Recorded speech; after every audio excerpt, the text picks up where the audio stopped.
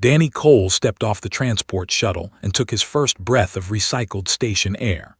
The Galactic Unity Academy stretched before him, a massive ring of metal and glass floating in orbit around a pale blue moon. Hundreds of beings moved through the arrival hall. Some walked on 2 legs. Some walked on 6. Some did not walk at all but floated or slithered across the polished floors. Danny kept his shoulders relaxed and his hands visible at his sides. He had practiced this posture for months back on Earth. The diplomatic corps had trained him well. Do not show teeth when you smile. Do not make sudden movements. Do not stare. Do not let them see what you really are. He was the first human to attend this academy. Earth had only made contact with the galactic community 5 years ago, and most species still did not know what to make of humanity. The rumors had spread fast. Humans came from they ate the flesh of other creatures. They breathed an atmosphere that would poison most beings. Their planet had earthquakes, hurricanes, volcanic eruptions, and predators on every continent. Danny had heard all the whispers during his journey here. He had seen the way other passengers moved to the far side of corridors when he walked past. He had noticed how they watched his mouth, his hands, his eyes. They were waiting for the monster to show itself. But Danny just smiled his closed-lip smile and kept walking. The registration desk was staffed by a small creature covered in soft gray fur with large dark eyes. She looked up as Danny approached, and her fur stood on end. Her hands trembled as she took his documents. "Terran," she said quietly, as if the word itself was dangerous. "You are assigned to Dormitory Block 7. Your orientation begins tomorrow." "Thank you," Danny said, keeping his voice soft and calm. "I appreciate your help." The blinked at him. She seemed surprised that he had not growled or bared his fangs. Danny wanted to laugh, but he knew that would only frighten her more. Instead, he picked up his bag and walked toward the dormitories. The halls of the academy were wide and bright. Holographic signs pointed the way to training rooms, medical bays, dining halls, and recreation areas. Cadets from dozens of species passed by in their gray uniforms. Danny wore the same uniform. It fit well. He had made sure of that. The uniform was his armor, his disguise. As long as he looked like everyone else, maybe they would forget what he was. He found his room in Block 7. It was small but comfortable, with a bed, a desk, and a window that looked out at the stars. Danny set down his bag and sat on the edge of the bed. For a moment, he let himself breathe. He was here. He had made it. Now he just had to survive. The next morning, Danny made his way to the main training hall for orientation. The room was filled with new cadets, all of them nervous, all of them watching each other. Danny found a seat near the back and waited. A tall figure walked to the front of the room. She was an species with 4 arms and large compound eyes. Her carapace was a deep green, and she moved with the sharp precision of someone who had seen combat. "I am instructor," she said. "I teach survival tactics. By the end of this semester, you will face the final exam. It will test everything you have learned. Some of you will pass, some of you will fail, and some of you will discover things about yourselves that you never wanted to know." Her eyes moved across the room and stopped on Danny.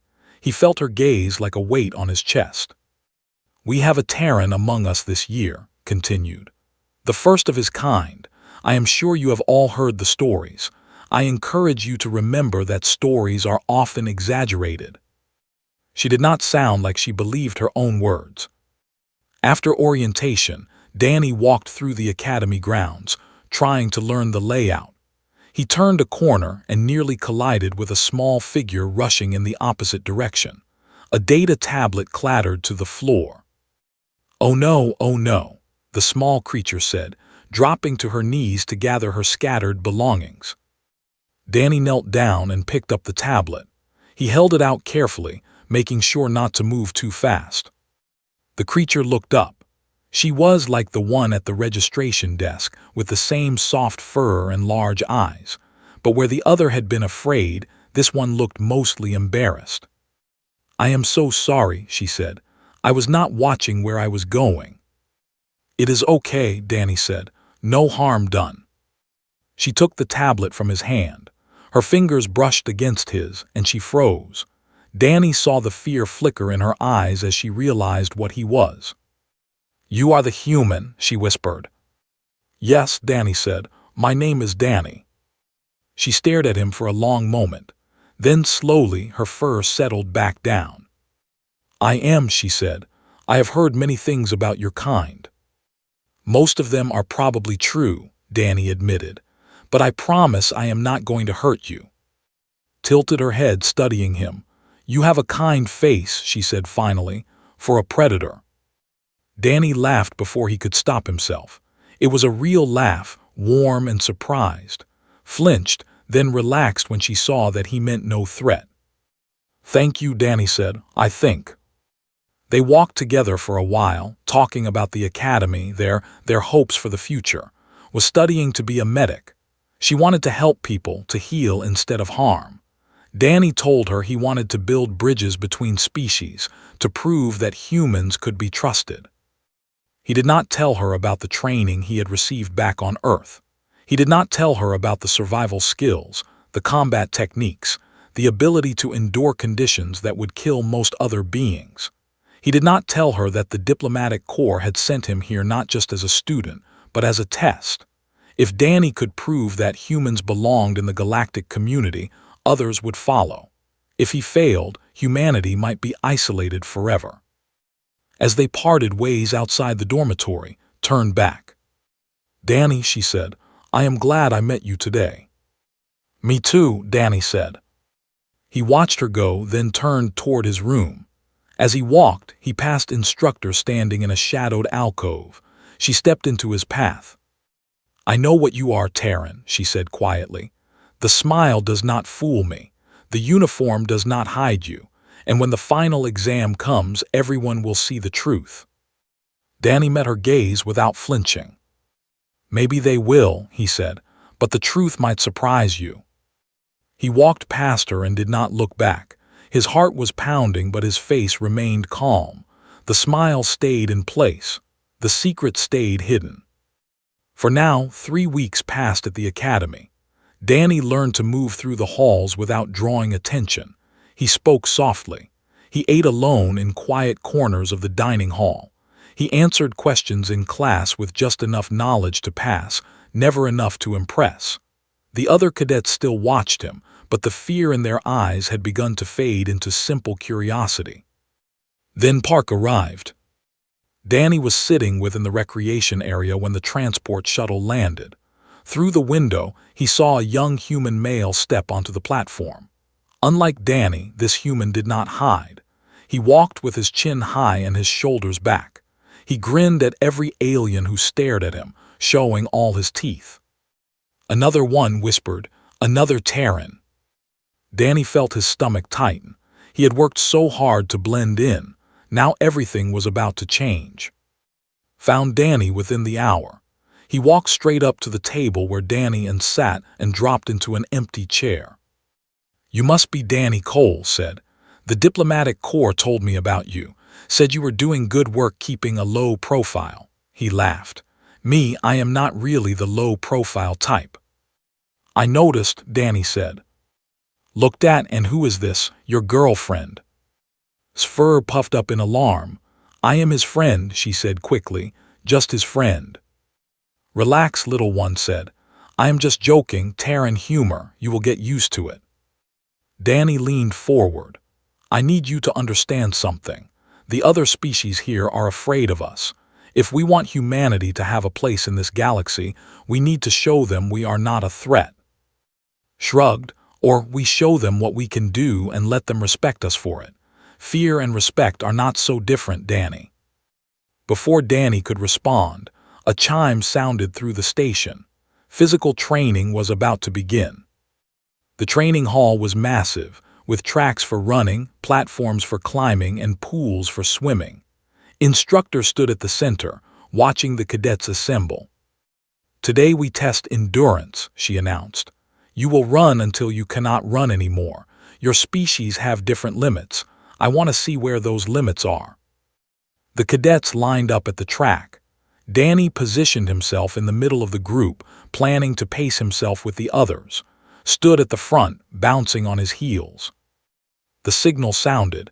Everyone began to run. For the first 30 minutes, the group stayed together. Then the weaker species began to fall behind. Collapsed after 40 minutes, his gel-like body losing cohesion from the strain. Lasted an hour before his heavy legs gave out. Danny kept running at a steady pace. He was not even breathing hard yet. Neither was. After 2 hours, only a handful of cadets remained on the track. After 3 hours, it was just the 2 humans. The watching cadets had gone silent. Instructor stood with her arms crossed, her compound eyes tracking every step. Grinned at Danny. "Come on, Cole, let us give them a show." He increased his speed. Danny matched him, though every instinct told him to hold back. They ran side by side, lap after lap, while the aliens watched in growing horror. After 4 hours, finally raised her hand. "Enough," she said. "The test is complete." Stopped immediately, not even winded. He raised his arms in victory. Danny slowed to a walk, his heart sinking as he saw the expressions on the other cadets' faces. The fear was back. It was worse than before. Found Danny in the corridor after training. Her large eyes were troubled. 4 hours, she said. "You ran for 4 hours without stopping." "I could have gone longer," Danny admitted. "So could." Shook her head slowly. "My people can run for maybe 20 minutes before we collapse. Most species here have similar limits. What you did today, Danny, it was not normal. It was not natural."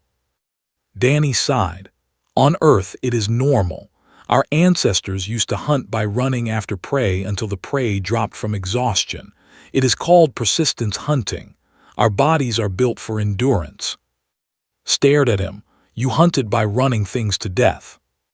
"A long time ago. We do not do that anymore." "But you could," said. "If you wanted to, you could run any of us down. We could never escape." Danny did not have an answer for that. It was true. The days that followed were difficult. Cadets who had started to warm up to Danny now avoided him again. Did not help. In combat training, he threw opponents across the room. In survival simulations, he shrugged off injuries that would have crippled others. He did not hide anything. Danny tried to talk to him again. "You are making things worse," Danny said. "They are terrified of us now." "Good," replied. "Let them be scared. When they see we are strong, they will want us as allies, not enemies. That is how the galaxy works, Danny. Strength matters." "So does trust," Danny said, "and you cannot build trust with fear." Shook his head. "You are too soft, Cole, but I guess that is why the diplomatic corps likes you." A week later, something happened that changed everything. Danny was in the training hall practicing basic defense moves. She was learning to block and dodge, though her small body made it difficult. Danny moved slowly, carefully, letting her get used to the motions. Then a training drone malfunctioned. The metal sphere shot across the room at high speed, straight at. Danny did not think. He moved. One moment he was standing 3 meters away. The next moment he was in front of, his hand closing around the drone, his body shielding hers. The drone crumpled in his grip like paper. The training hall went silent. Danny looked down at the crushed machine in his hand. Then he looked up and saw every cadet staring at him. He saw Instructor standing in the doorway, her compound eyes fixed on his face. Touched his arm. "Danny," she whispered, "your hand." He looked. Pieces of metal were embedded in his palm and blood dripped onto the floor. He had not even felt it.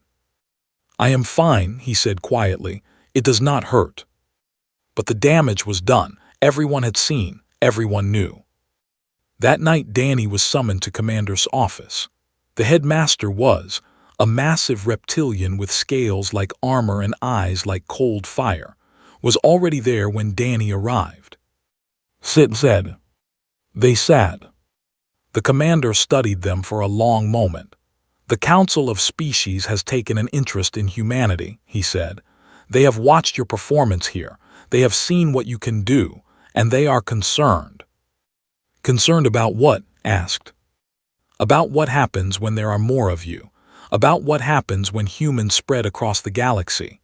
Leaned forward. They want to see the truth of your species, not performances in a training hall, but real behavior under real pressure. Danny felt cold. What does that mean? It means the final exam has been modified, said. For everyone. Instead of a simulation, you and your fellow cadets will face a real survival scenario on a hostile moon. The Council wants to see how humans behave when lives are truly at stake. He stood. Prepare yourselves, Terrans. The galaxy is watching. Danny and walked out together. Neither spoke for a long time. Finally, broke the silence. Looks like you get your chance to prove yourself, Cole. Danny nodded slowly, but all he could think about was face when she saw him crush that drone. All he could think about was the fear in her eyes. And he wondered if he could ever make it go away. The announcement spread through the academy like fire. A real survival exam. A hostile moon. No simulations, no safety nets. For the first time in decades, cadets would face genuine danger. Some species panicked. They could not survive extreme temperatures. They needed specific light frequencies to function. They were too small and fragile for harsh terrain. Suddenly, the final exam felt less like a test and more like a death sentence. Danny sat alone in the observation deck, watching the stars. He had not spoken to anyone since the meeting with Commander. He needed time to think. Footsteps approached. He knew who it was before he turned around. He said. She sat down beside him, closer than she ever had before. Her fur was flat against her body, a sign of stress.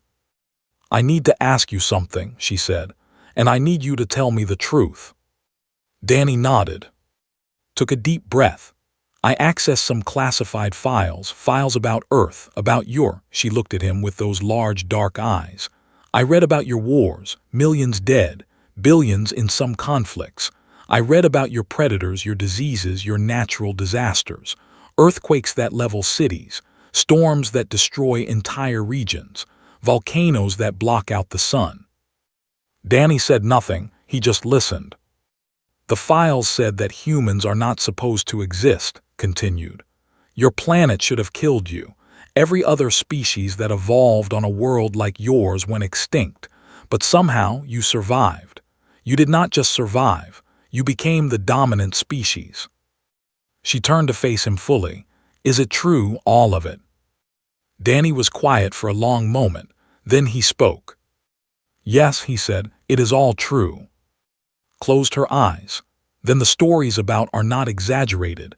You really are what they say. We are what Earth made us, Danny said. Our planet tried to kill us every day for millions of years, so we learned to endure. We learned to heal fast, to run far, to think quickly, to never give up. Those are not evil traits, they are survival traits. But the violence, whispered, the wars.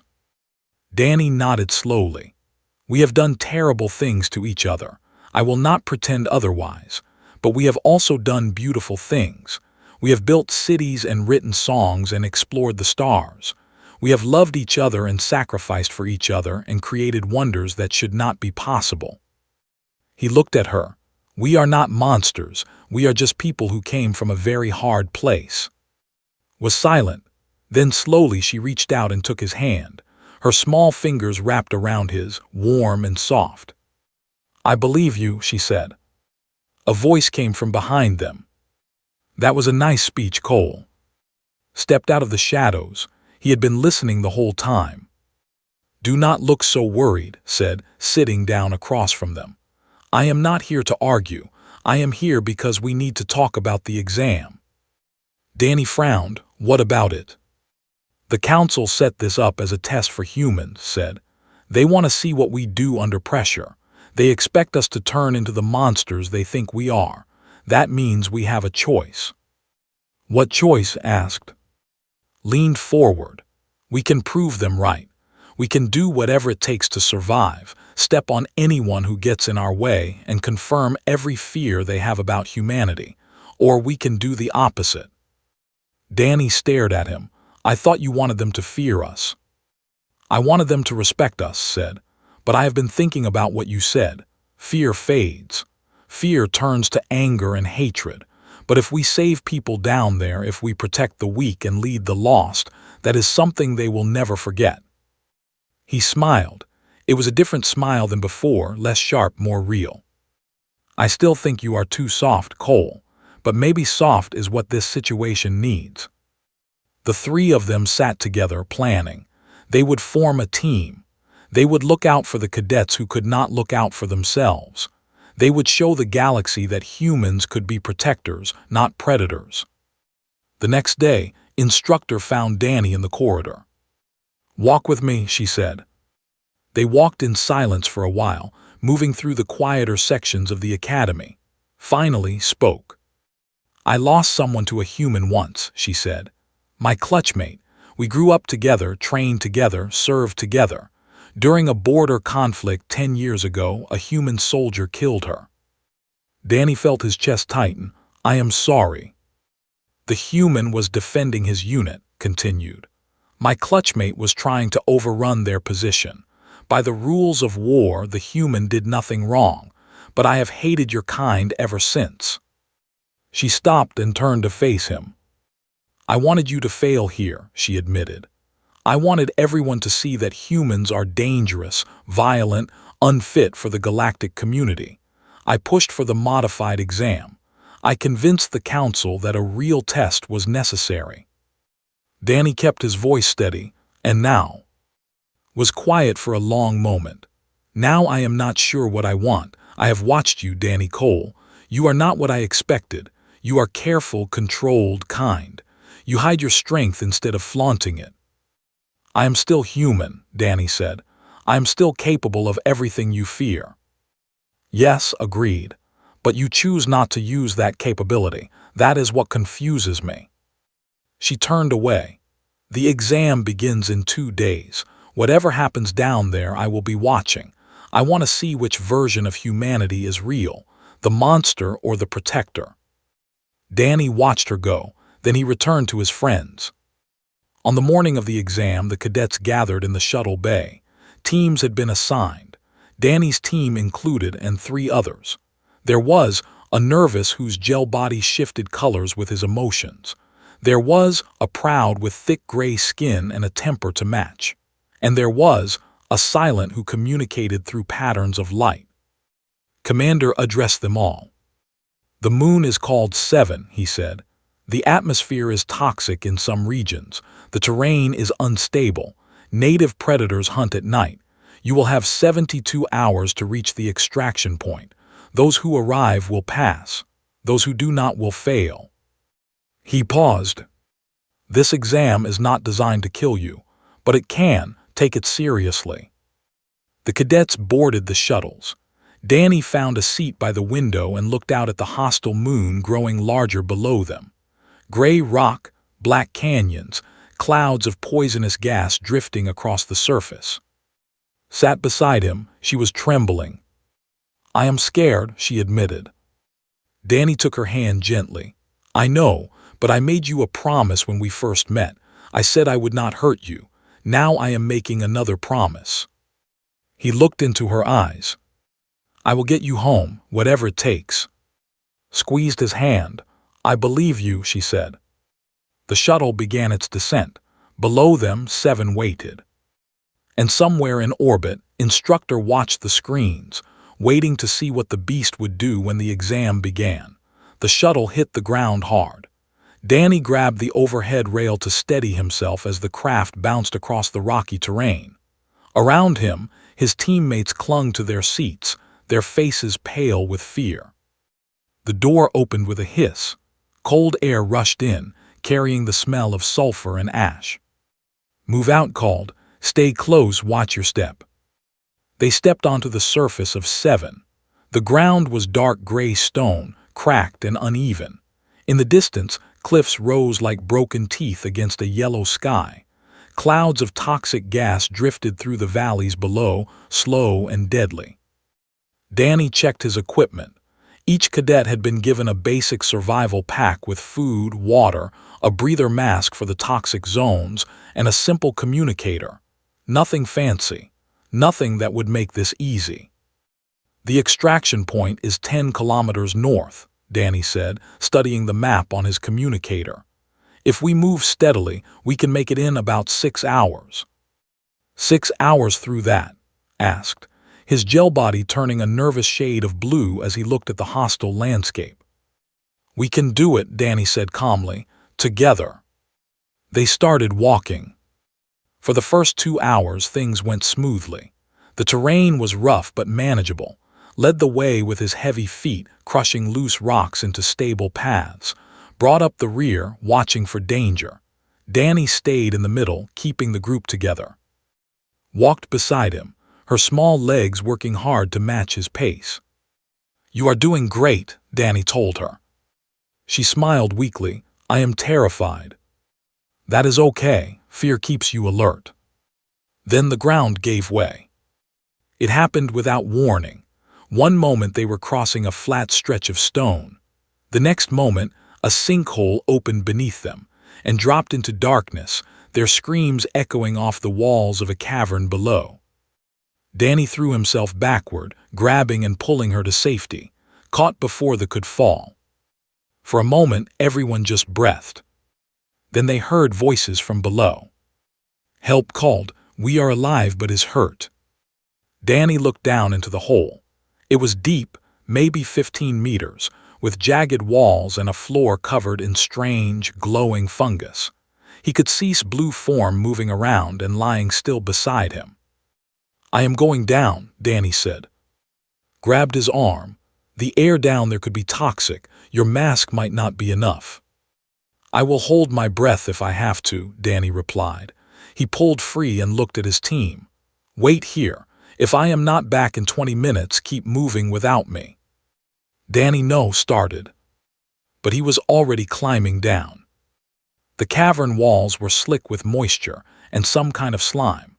Danny's fingers dug into cracks in the rock, finding holds that should not have existed. His body moved with a precision born from millions of years of evolution on a world that killed the weak. Halfway down, his mask started to alarm. The air was indeed toxic, worse than above. Danny disabled the alarm and kept climbing. His lungs began to burn. He reached the bottom and dropped to the fungus-covered floor. Rushed toward him, his gel body flickering with relief. Thank the stars, his leg is broken, he cannot climb. Danny knelt beside was conscious but in obvious pain. His thick leg was bent at a wrong angle. Can you feel your toes? Danny asked. Growled, of course I can. Do what you must, human. Danny examined the break. It was bad but not unfixable. He pulled 2 straight pieces of metal from his pack and used strips of cloth to create a splint. Roared in pain as Danny set the bone, but he did not fight. You are strong, Danny said. Hold on to that. A sound echoed through the cavern. Something was moving in the darkness beyond the fungus glow. Danny stood slowly. He picked up a broken piece of metal from the cavern floor and held it like a weapon. Get behind me, he said quietly. The creature emerged from the shadows. It was massive, covered in thick black scales, with 6 legs and a head full of teeth. Its eyes glowed red in the dim light. A native predator, exactly what Commander had warned them about. Danny did not run. He did not shout for help. He just stood there, placing himself between the beast and his wounded teammates. The creature charged. What happened next was fast and brutal. Danny moved like water, dodging the first strike, using the beast's momentum against it. His metal shard found the soft spot beneath its jaw. The creature screamed and thrashed. Danny held on, driving the weapon deeper. 15 meters above, the others watched through the hole. His face was grim, covered her mouth with her hands, flickered rapidly, unable to look away. The fight lasted less than a minute. When it ended, Danny stood over the dead creature, breathing hard. His uniform was torn. Blood dripped from cuts on his arms and face. Some of it was his, most of it was not. He turned back to his teammates. "We need to move now." Getting them out of the cavern was the hardest part. Danny carried on his back while guiding up the wall. His muscles screamed. His lungs burned from the toxic air, but he kept climbing. When they finally reached the surface, Danny collapsed onto the stone, was there immediately, pulling him away from the hole. "You crazy fool," said, but there was admiration in his voice. "You actually did it." Danny coughed. "Is everyone okay?" "We are alive," said, his gel body now a shaky green. "Because of you." Knelt beside Danny. Her eyes were wide, but not with fear, with something else. "You killed that thing with your bare hands," she whispered. "I saw it." Danny met her gaze. "I did what I had to do. I would do it again." She was quiet for a moment, then she helped him sit up. "I know," she said. "That is what scares me, and that is what makes me trust you." They rested for 10 minutes. Then they started moving again. The extraction point was still kilometers away, and the sky was growing dark. As night fell on 7, distress signals began appearing on Danny's communicator. Other teams were in trouble. Some had encountered predators. Some had fallen into sinkholes like theirs. Some had simply lost their way. Danny looked at the signals. There were at least a dozen cadets scattered across the landscape, all of them calling for help. "We cannot save everyone," said quietly. "We barely have enough time to save ourselves." Danny stared at the map. Then he looked at his team, at's hopeful eyes, at's trembling form, at's gritted teeth, at's steady glow. "Maybe we cannot save everyone," Danny said, "but we can try." He plotted a new course, one that would take them past the nearest distress signals before heading to the extraction point. "Let us go," he said. "We have people to find." Above them, in orbit, Instructor watched the tracking data. She saw Danny's team changing course. She saw them heading toward danger instead of away from it. And for the first time, she wondered if she had been wrong about humans all along. The storm came without warning. One moment the sky was dark but calm. The next moment, winds tore across the landscape like screaming ghosts. Rocks flew through the air. Toxic clouds swirled and mixed with the breathable atmosphere. Danny's team had grown.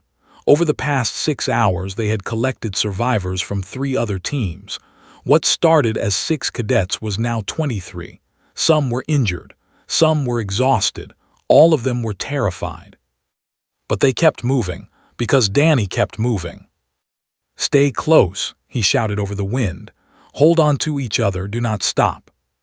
He led them through a narrow canyon, using the walls to block the worst of the storm. Stayed at the back, carrying a cadet who had lost cohesion in the cold.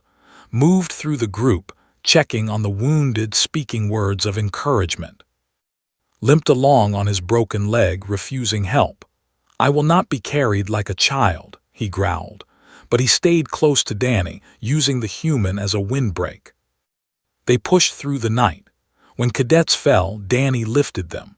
When cadets wanted to give up, Danny looked them in the eyes and told them they were stronger than they knew. When the storm tried to tear them apart, Danny held them together. His body was failing. He could feel it.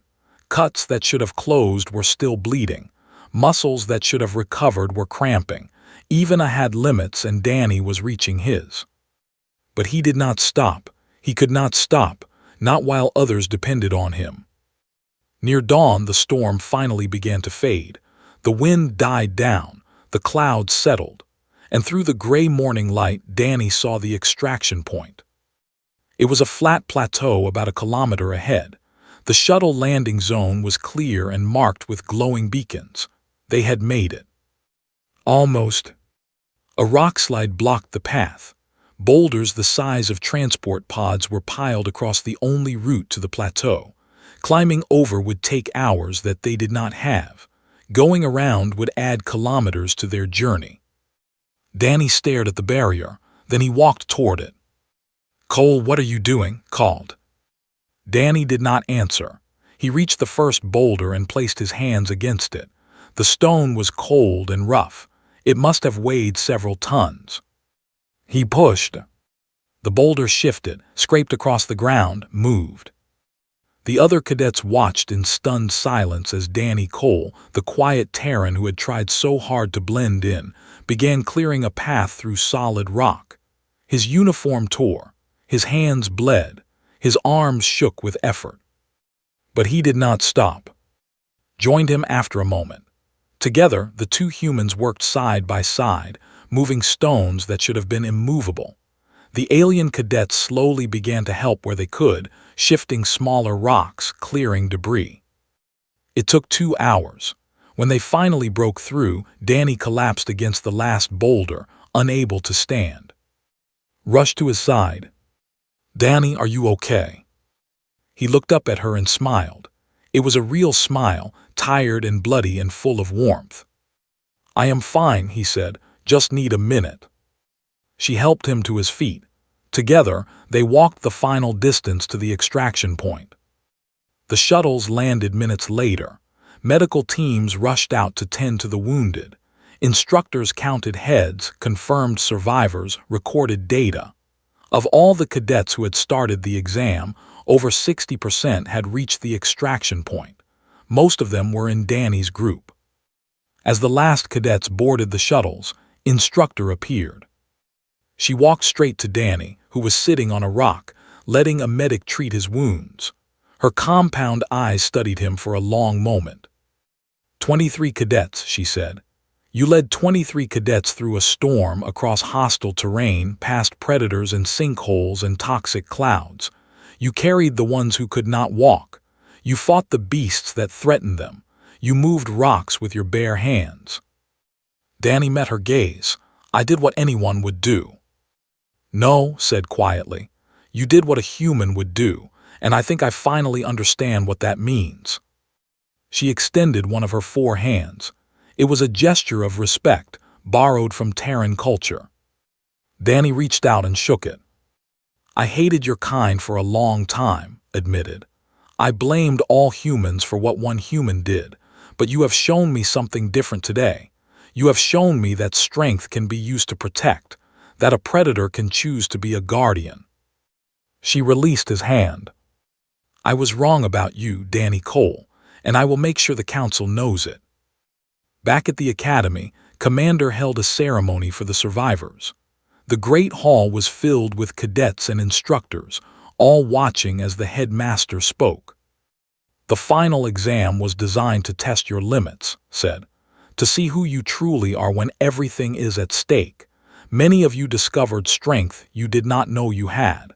Many of you discovered that others could be trusted with your lives. His reptilian eyes moved across the crowd and stopped on Danny, and standing together near the front.